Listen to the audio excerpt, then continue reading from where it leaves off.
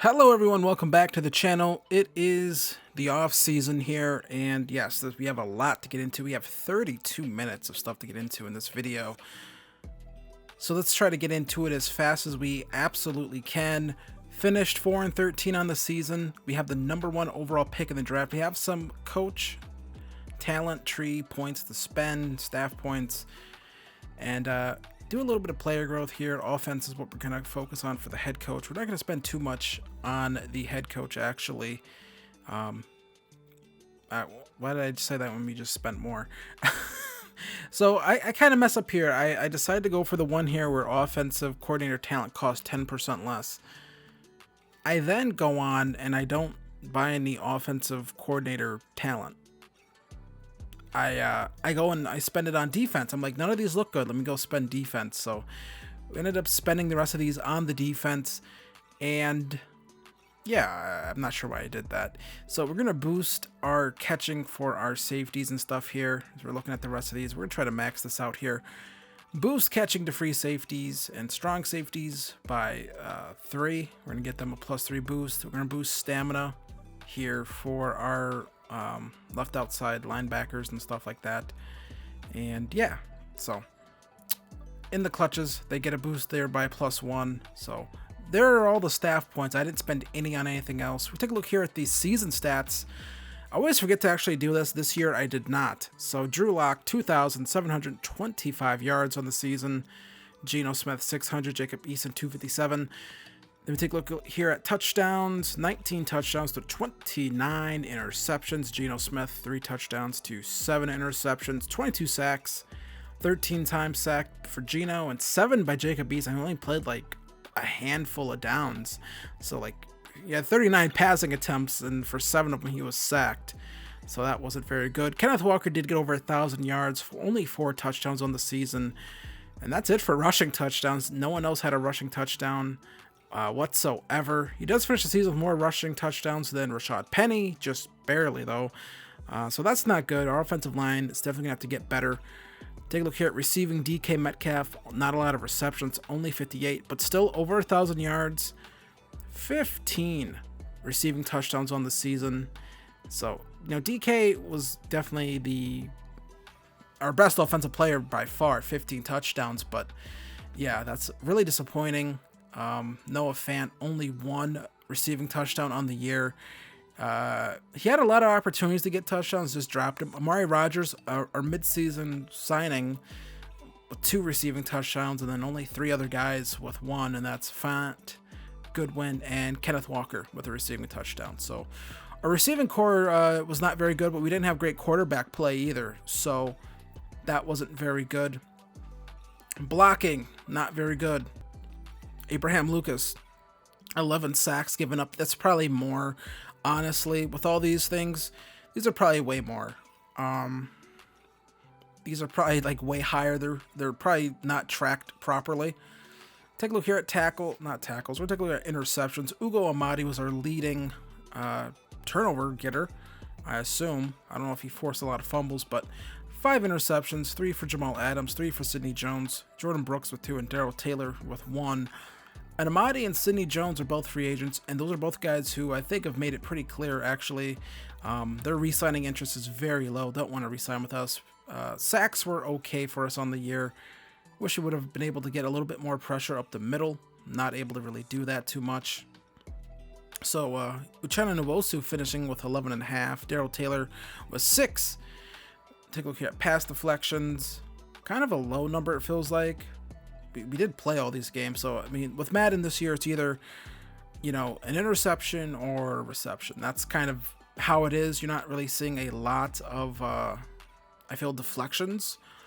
Kicking, Jason, if anyone cares about the kicking stats, who cares? The Buffalo Bills win the Super Bowl. Von Miller, Super Bowl MVP. They defeat the New York Giants. The Giants make the Super Bowl. Dak was your MVP. Jameson Williams, Rookie of the Year. Derek Stingley, Defensive Rookie of the Year. Have some retirements to look at here as well. And just going through these here. No one on our team retired. Joe Flacco calls it a career. Chris Harris, he intercepted me a bunch, so good. Go away. AJ Green, Andy Lee retires. Those guys beat me, so they can go away too. Matt Barkley, I can't believe he's been in the league this long. Yeah, so Josh Norman retires. So just looking at the rest of these, all these guys retiring. Tom Brady doesn't retire. He sticks around for another year. And Pete Carroll retires. Guy who let us be in this mess. We're going to look at one of these mock drafts once. The other mock draft 4 and 5, they really didn't change at all whatsoever. So, kind of weird. The mock draft thing is like, okay.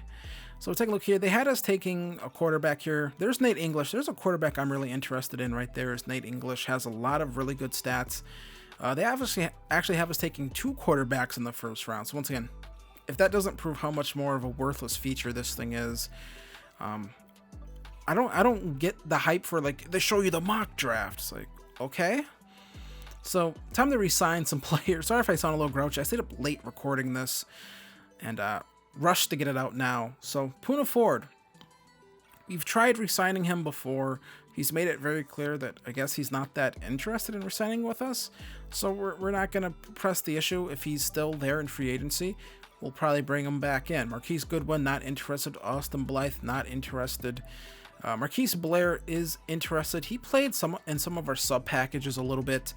It's a guy that can, played a little bit in the slot too, surprisingly, and did okay when he did this past season. So we're going to bring him back. Cheap deal.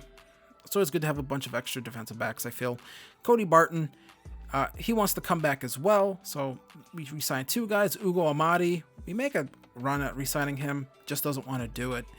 He had a really good season, so we'd rather, I guess, leave us and go somewhere else. And the rest of these guys, there's really no one else here that is worth re-signing. Certainly not bringing back Drew Lock or Geno Smith. Both of those guys, we're just not going to bring them back. Kyle Fuller, definitely not going to be brought back. He was terrible this past season, so that's where re-signing period's going to end. And take a look here at these prospects again. This is after the combine, and so Kyle McDuffie ran a 4.98, and throw power is listed as great. But apart from that, kind of just marginal. Nothing really jumps out to me, at least, with him. Brandon Fredrickson, another quarterback. Again, nothing really jumps out to me, if I'm being honest. We took here Mitch Galen. He looks okay. Throw power elite, strength elite. I like that. I like seeing elite. That's what I want to see for throw power, is elite or great. And those 2 other guys were kind of in that range, but Mitch Galen is another guy that we're kind of looking at as well. The Nate English, he looks really good, mostly because he has throw under pressure is an A, and he has elite throw power, great strength, and speed is good. So change of direction's good. All that stuff is good. Looks like a pretty good player to me. Like I said, it's just the under pressure thing is sort of the big thing for me. A, throw under pressure. B, throw on the run. A, awareness. So he should be a decent overall. And accuracy looks pretty good. A, short. A, medium. B, deep. B, play action. I mean, all of that stuff looks really good to me. So Nate English right now is my QB1, but apparently none of the rest of the league thinks we're going to take him. Take a look here at a receiver, Tyrell Jones, 6'5", out of Florida, B, deep route, C, release, but elite speed, elite acceleration, elite agility, 4.25 40, first out of all receivers at 6'5".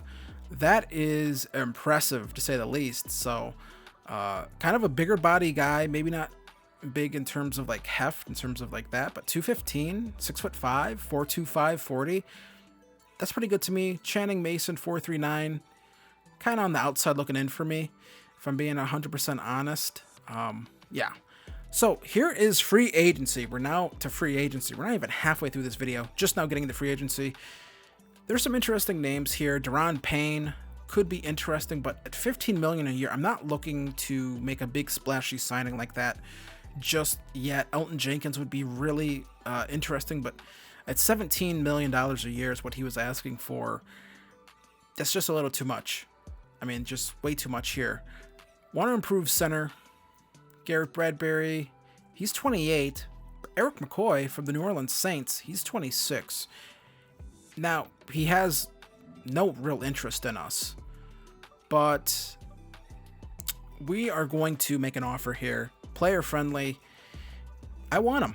Simple as that. I want him. I want to really improve this offensive line.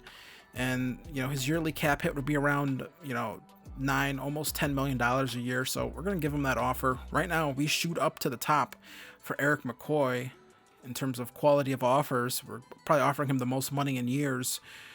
Taking a look here now at right guards.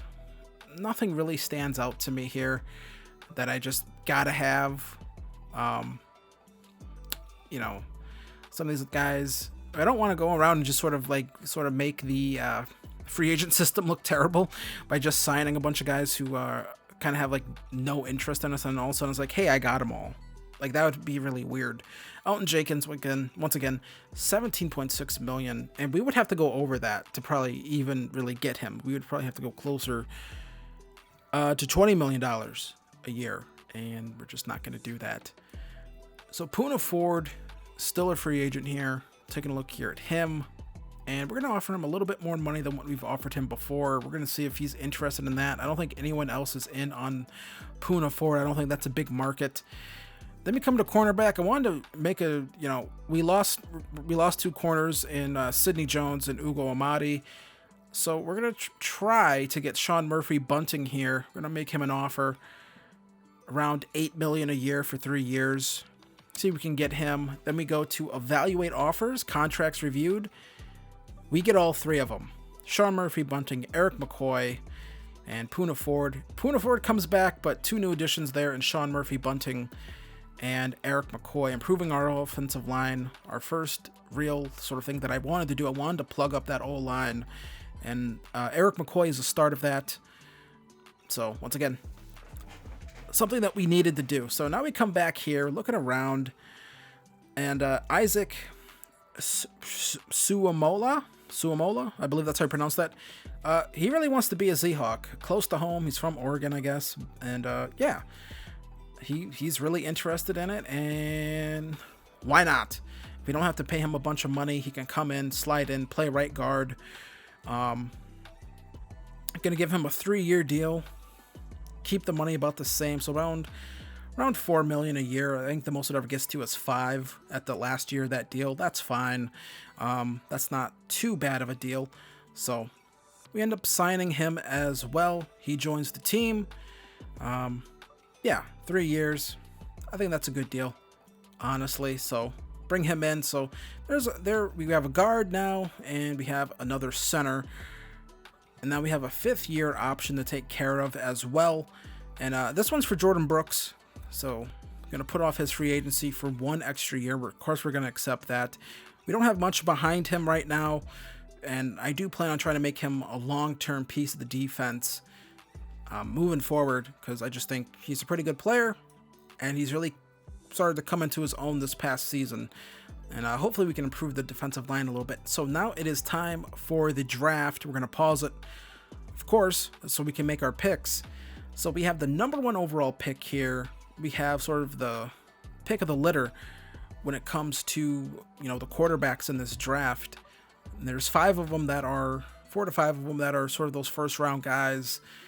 That's Kyle McDuffie, Brandon Fredrickson, Mitch Gayland, and then there is one Nate English, a guy who I really like, just because he has to throw under pressure. That's really it. But the throw under pressure, deep accuracy looks good. The medium accuracy looks good. Elite arm. I want it. 4.68, 40. That's good enough for a quarterback, if you ask me. Good strength. I'm not sure what else matters for quarterback outside of like throw power and things like that, but throw under pressure, that's a big, like I said, that's a really big one. But the way the game is this year, that's probably going to be a really important thing to get right. Just because so many of the interceptions we had with Drew Lock this season was because he had like a terrible throw under pressure rating. So we're going to go with we're going to go with Nate English here, and 96 throw power, 83 speed, which that's pretty good actually. Change of direction looks good. Acceleration looks good. Agility looks good. I'm not sure why it doesn't actually just show us this. I don't get the fog of war thing with that. Doesn't make any sense. So pick 25 in the first round. We're now going to look here. And this was a tough pick because some of the guys that I wanted were off the board here. Some of the tackles I wanted were gone already by this point in the draft. So I'm looking around, and I know Terrell Jones just has that insane 40 time, 4.24. That's second for the college pro day, so someone ran faster for college pro days than him, but I couldn't find that player, so I don't know if they got drafted or if that was maybe like one of the UDFAs that I was never going to look at. Those guys usually have terrible ratings anyways, despite the good physicals. Terrell Jones doesn't have the best ratings, but I think his physicals are good, and he's decent enough at all the other stuff. And so speed kills in Madden. We already know how that is. And so to get, I think getting a guy like this, Terrell Jones, we're going to draft him up and make him a member of the Seahawks. And he has hidden dev, 99 speed, 86 jumping, 90 change of direction, 94 agility, 96 acceleration, and he is hidden dev. So that is star or better. I think that's a great pick. It's disappointing Nate English, I didn't touch on this, didn't have hidden dev. He just had normal dev. But hey, if we put up the stats that we need to put up, we don't throw a bunch of interceptions, he'll easily get a dev trade upgrade. This game hands up dev trade upgrades like candy. So second round now, pick 1 in the second round, Marco Estes. I believe that's how you pronounce that. Defensive tackle. We need defensive tackle help. We needed another one. They were kind of expensive in free agency, so I decided not to. Not going to spend too big on free agency just yet. Not for a team that I don't expect to sort of make the playoffs. So we draft him up. 93 strength, 77 speed, 76 jumping, 84 acceleration. Once again, I don't know why they just don't show us the rating right in the draft screen. Kind of doesn't make a lot of sense. Second round pick here, pick number 26 of the second round. Once again, going to work on the defensive line. Some of our ends are a little bit older, starting to regress a little bit. So this is more of a depth pick, not a guy that's I don't expect to play in year 1 at the very least. But Hayden Peterson looks all right, has good block shedding, great strength, and yeah, power rusher fits, I think, with what I want. And we're going to draft him 6'5", 302 out of Louisville, 89 strength, 70 speed. Once again, not sure why they do the fog of war thing where like we're not going to show you it. We have an extra pick. I believe this is in the second round still, and we're just going to take a flyer here on a running back. The quickest running back in the draft at a 4.3 640. That's pretty good speed, so I think a guy that could maybe come in, I don't want to say like change of direction, but potentially could be a change of direction. I have to answer my phone real quick. I am back from my phone call. Don't you love when someone calls you and asks you to go and look for something when they're not in the house that you're currently looking for the thing they're asking you to look for?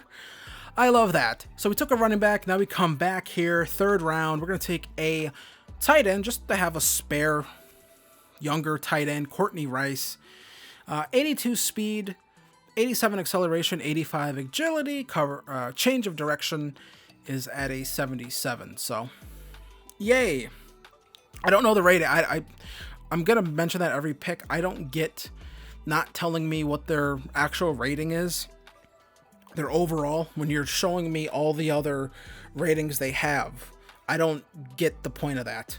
So we are here in the fourth round, and we're taking a look around here, trying to find maybe a tackle we could take, just to have another tackle. So Abraham Lucas isn't really our only option at right tackle. And we take a look here at Nick Elliott.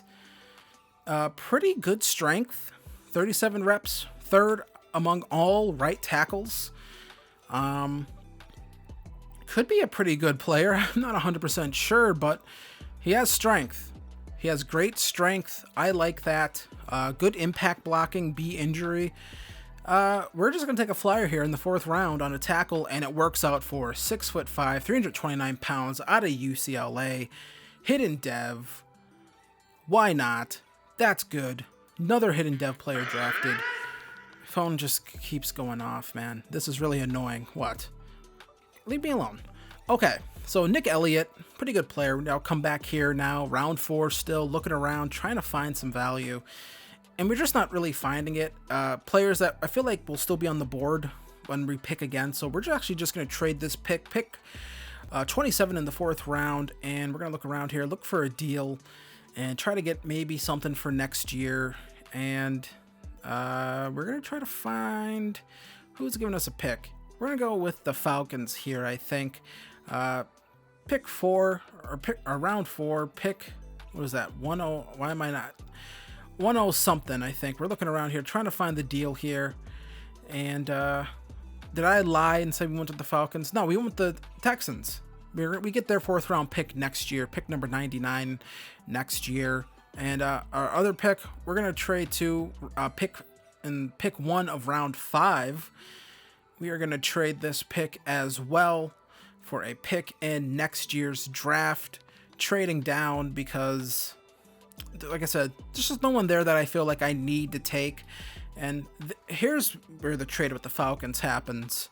Make a trade with the Falcons. So there we go. We come back here. We keep pick 10 in the 5th round, though, and we need some depth at strong safety. And so we're going to take a look here. Calvin Lewis out of Alabama. Zone archetype, elite strength, so maybe has good hit power. 4.54, kind of slower, kind of just slow, I guess. I'm not sure I'm saying slower, just I would say slow for the game. But why not? 207 pounds. We're going to draft him. 88 speed, 75 strength, change of directions of 76, 91 acceleration, and 86 agility. I don't know what his rating is. I don't know what his overall is. The game doesn't want to tell me that. D-zone, that's not good. Okay, that's maybe not a good pick. First miss of the draft. We make another trade here. One of our 5th round picks we send to the 49ers. We're going to get that out of here. And then we're going to advance here. Take a look here. Another defensive tackle, Troy Crocker out of Virginia Tech. Solid strength, poor jumping, solid speed, just solid athlete. And C, block shedding, B, play rec, B, tackle. Kind of whatever, but, you know, once again, like I said, this was a pretty weak draft, if I'm being 100% honest with you guys. Outside of that first round, I feel like there's just nothing that, like, jumps off at you. 85 strength, 80 acceleration. Wish I knew his overall right now, but I can't tell you that because the game thinks it's doing a cool fog of war thing when I will find out their overall when I finish the draft, so I don't get it. Kyrie Torrance, projected UDFA guard. Want another guard just to have, once again, depth. Maybe this guy's good. 40-yard dash. He was first out of all left guards. Looks like he has some decent strength. Second. So, good strength. Good speed. Good lead blocker.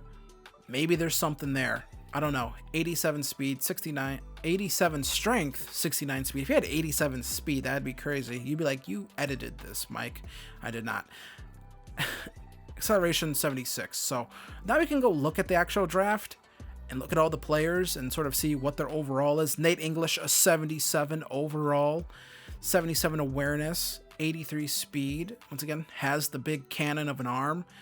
So doesn't have hidden dev, but like I said before, if we put in a good season with him, he'll easily get a dev trait upgrade. He might even get an opportunity to upgrade the dev trait in the season, in the middle of the season. So I'm not too worried about that. Like I said, this game hands out dev traits like candy on Halloween. So 82 throwing the run's pretty nice. Good injury rating too, good agility. All that stuff looks really good. Throwing to pressure is great. So looking forward to getting him in here. And number 7 won't be his final jersey number. You'll have to find that out in week 1 of season 2. Terrell Jones, number 2. He won't be number 2. I'll change his number as well. Like I said, I don't like having these guys with these sort of single digit numbers. 99 speed, 96 acceleration, 80 catching, 77 catch in traffic. So it looks really good. 76 release looks really good. Route running for medium and short is not the best, but you know, those will get better as he plays and things like that. So I'm not too worried about that. Everything else looks really good. 77 carrying looks good. So yeah, all this looks good, man. I'm excited to get this guy in here. Now here's Marco Estes. I'm not sure how to pronounce that last name.